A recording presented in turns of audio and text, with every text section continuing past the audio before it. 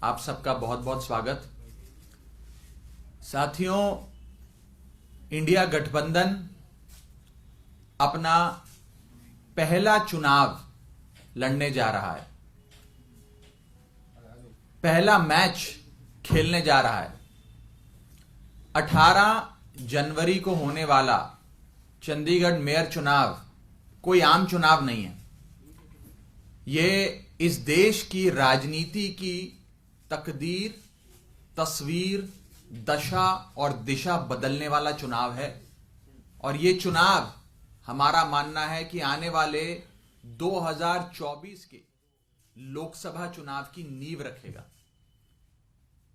India गठबंधन बतौर गठबंधन पहली बार चुनाव के रण के मैदान में भाजपा का सामना करने जाना है। और यह चुनाव इंडिया बनाम भाजपा के पहले मैच के पहले चुनाव के नाम से जाना जाएगा। हमारा यह मानना है कि इंडिया गठबंधन पूरी मजबूती से चंडीगढ़ मेयर चुनाव लड़ेगा और एक ऐतिहासिक निर्णायक जीत दर्ज कराएगा। आप इस चंडीगढ़ मेयर चुनाव को कोई साधारण आम चुनाव मत मानिए। यह एक ऐसा चुनाव है जिसमें पहली बार मुकाबला सीधा इंडिया बनाम भाजपा होने जा रहा है। और हमारा यह मानना है कि जीत दर्ज कराने के बाद इंडिया गठबंधन का यह जीत रूपी रथ चंडीगढ़ तक ही सीमित नहीं रहेगा। यह कश्मीर से लेकर कन्याकुमारी और मणिपुर से लेकर मुंबई तक जाएगा। जब जब टीम इंडिया का सामना देश की, दुनिया की किसी भी टीम से हुआ, हमेशा भारतवासियों ने टीम इंडिया को जिताया।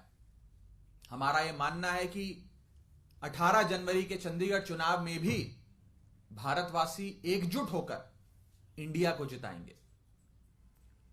और इस चुनाव के उपरांत स्कोर कार्ड होगा इंडिया 1 भाजपा 0।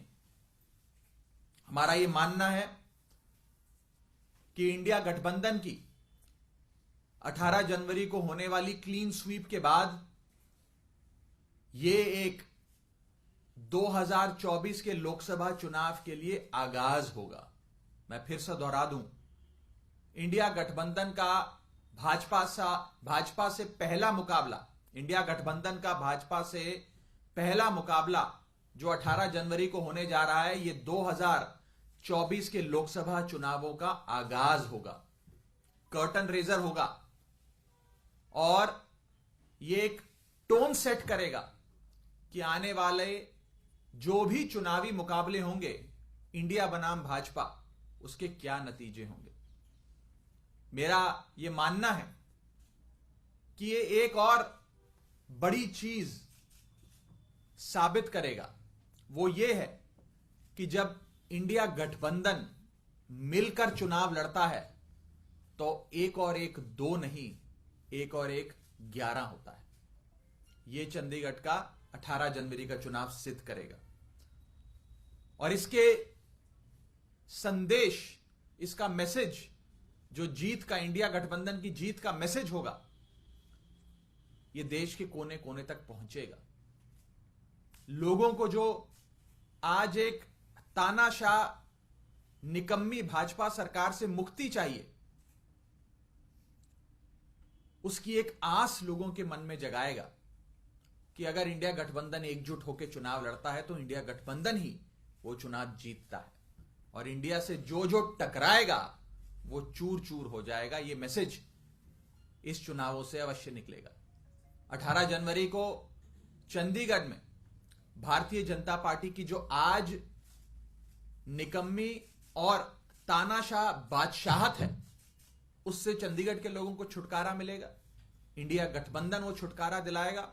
और 2024 में केंद्र में बैठी तानाशाह और निकम्मी भाजपा सरकार से भी देश की जनता को इंडिया गठबंधन ही छुटकारा दिलवाएगा।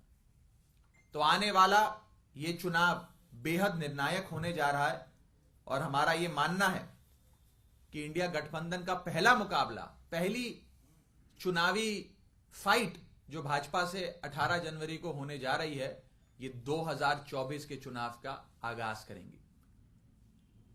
इसके संदर्भ में कोई सवाल हो तो आप पूछ सकते हैं। ये क्या इसका भी आधार बनेगा कि पंजाब में आने वाले समय में आम आदमी पार्टी और कांग्रेस का लोकसभा के लिए भी गठबंधन हो पाएगा? देखिए, इंडिया गठबंधन एक ऐसा गठबंधन है जिसमें देश की तमाम पार्टियों ने, राजनीतिक दलों ने, राजनेताओं ने अपनी व्यक्तिगत महत्वाकांक्षा और अपनी व्यक्तिगत मतभेद, मनभेद दरकिनार कर कर साथ आने का फैसला लिया, देश हित में फैसला लिया। अब सीटों का बंटवारा कौन से राज्यों में होगा, कौन से में नहीं होगा, कौन से राज्यों में रणनीति के तहत साथ आकर लड़ा जाएगा और कौन से राज्यों में रणनीति के तहत भिन्न भिन्न प्रकार से लड़ा जाएगा, यह फैसला सीट शेयरिंग की जब पूरी बातचीत है वो समाप्त हो जाएगी, उसके बाद लिया जाएगा। आज सीट शेयरिंग पर नॉन स्टॉप रेगुलर कमेंट्री करना उचित नहीं है। मैंने पहले भी कहा था कि जैसे क्रिकेट मैच में आप देखते हैं कि बॉल बाय बॉल कमेंट्री होती है, सीट शेयरिंग की बातचीत में, संवाद में इस प्रकार से बॉल बाय बॉल कमेंट्री नहीं हो सकती, वो संभव नहीं है। लेकिन जैसे ही कोई महत्वपूर्ण फैसला लिया जाएगा उसकी जानकारी अवश्य आप सबसे साझा करेंगे। But is this outcome of Mr. Arvind Kejriwal's meeting with Rahul Gandhi and Mallikarjun Kharge at Mr. Kharge's residence? देखिए, मेरे नेता और दिल्ली के मुख्यमंत्री आदरणीय अरविंद केजरीवाल जी की एक बहुत ही महत्वपूर्ण बैठक कांग्रेस के राष्ट्रीय अध्यक्ष मल्लिकार्जुन खड़गे साहब और कांग्रेस पार्टी के बड़े नेता राहुल गांधी जी के साथ हुई। बैठक बहुत ही महत्वपूर्ण है, उसमें कई विषयों पर चर्चा हुई और साथ आकर चुनाव लड़ने का जो संकल्प है वो और मजबूत हुआ। मेरा अपना यह मानना है कि अगर इंडिया गठबंधन की पार्टियां और खास करके ये दो पार्टियां साथ आती हैं तो भाजपा के लिए एक और एक दो नहीं, एक और एक 11 का जो हमारी ताकत है वो एक और एक 11 हो जाएगी, उसका सामना भाजपा को करना पड़ेगा। सर, मेयर पद पे आम आदमी का होगा या डिप्टी? मेयर आम आदमी पार्टी का और 2 डिप्टी मेयर, सीनियर और डिप्टी मेयर वो कांग्रेस के। सर, सुंदरकांड करने जा रहे हैं कोई दिल्ली में, पर इसमें ओवैसी ने बड़ी आपत्तिजनक टिप्पणी की और कहा है कि आरएसएस के छोटे रिचार्ज हैं और साहबानों की बात की। इस तरह से देखिए, मैं किसी अन्य नेता ने कोई टिप्पणी करी उस पर कोई और टिप्पणी नहीं करना चाहता। जिसने जो टिप्पणी करी वो उसको मुबारक। लेकिन सर, उन्होंने कहा है कि सबको, उन्होंने ये कहा है कि आरएसएस का छोटा रिचार्ज है। जैसा कि मैंने कहा, कोई शख्स कोई टिप्पणी कर रहा है उस पर मैं टिप्पणी करूं, मुझे मैं इन सारी चीजों से बचता हूं। मैं एक उन्होंने ये बात दोहराई है, आप लोग कहते हैं, उन्होंने कहा है कि 22 जनवरी को प्राण प्रतिष्ठा का जो कार्यक्रम है उसकी वजह से आप दिल्ली में सुंदरकांड नहीं, हम तो, मैं बस इतना ही कहना चाहूंगा कि अरविंद केजरीवाल जी प्रभु श्री राम के परम भक्त हैं और वे अपने जीवन का कोई भी बड़ा काम है या कोई नए काम की शुरुआत करते हैं तो बजरंग बली के और प्रभु श्री राम के चरणों की धूल अपने माथे पे लगा के करते हैं। उन्होंने दिल्ली में श्रवण कुमार बनके हजारों बड़े बुजुर्गों को तीर्थ यात्रा करवाई। उन्हें वाराणसी से लेकर दरबार साहब से लेकर अजमेर दरगाह शरीफ तक हर जगह मत्था टकवाया, वहां पे उनके दर्शन करवाए। और मैं किसी अन्य नेता द्वारा अरविंद केजरीवाल जी पर लगाए गए ये आरोप या इस पर टिप्पणी करना उचित नहीं समझता। मुझे नहीं लगता कि हमें किसी और नेता से सर्टिफिकेट लेने की आवश्यकता है।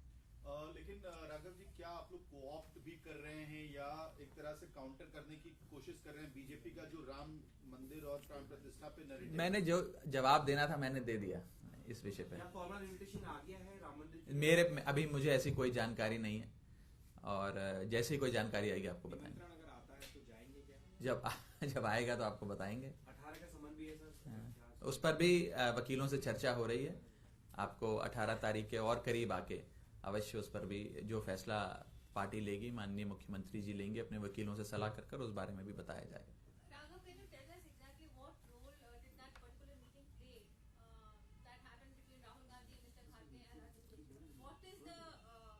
Well, in very But we believe that many things were finalized at that meeting. Is it true?